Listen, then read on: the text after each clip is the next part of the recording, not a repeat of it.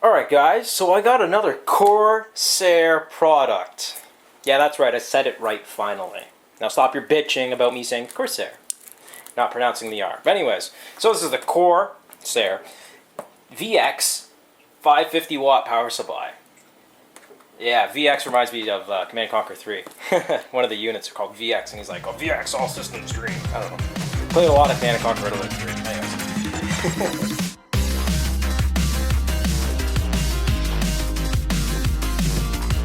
This is an 80 plus.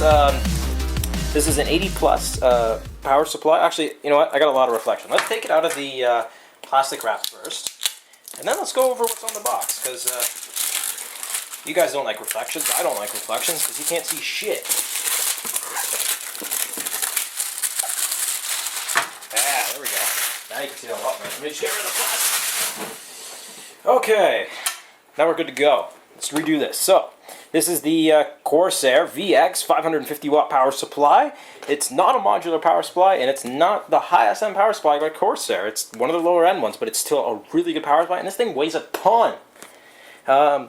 Basically, this is an 80 watt bronze. It doesn't say it, but this is probably a bronze certified power supply. It has a 5-year warranty, which is awesome for a power supply. Now, you're probably going to keep the power supply for almost 5 years. Also, it is for pins, or for cables it has a 24 plus 4 pin power connector. It also has, 24 pin power connector. It's got a EPS, or 12 volt rail, for an 8 pin connector.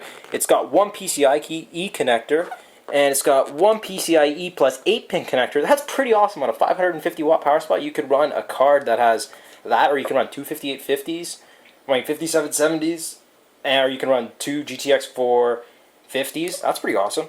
6 SATA 6 power connectors, 6 Molex connectors, and 2 floppy cables.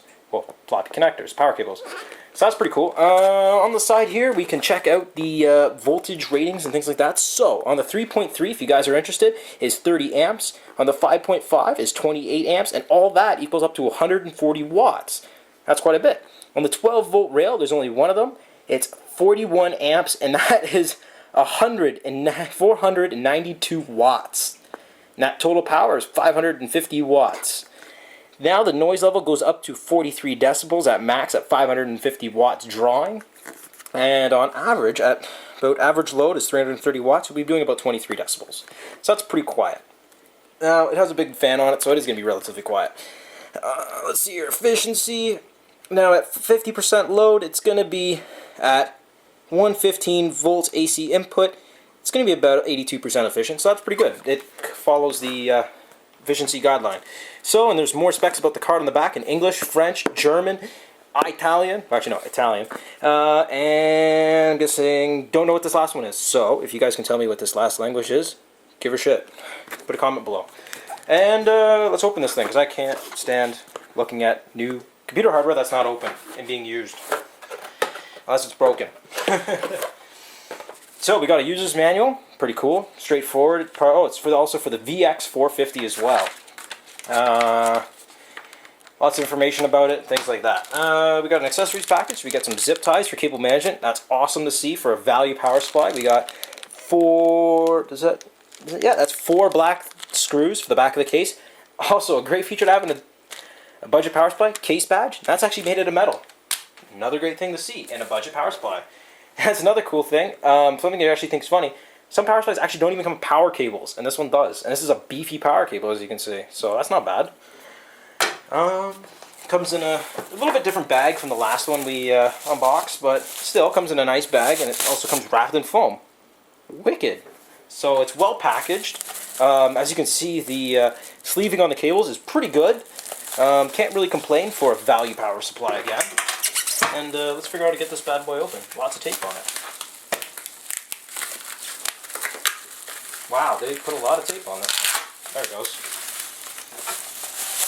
They really did not want this thing to get marked up. And wow, this thing looks really impressive, and it looks really good. So as you can see, there's a 120mm fan on it.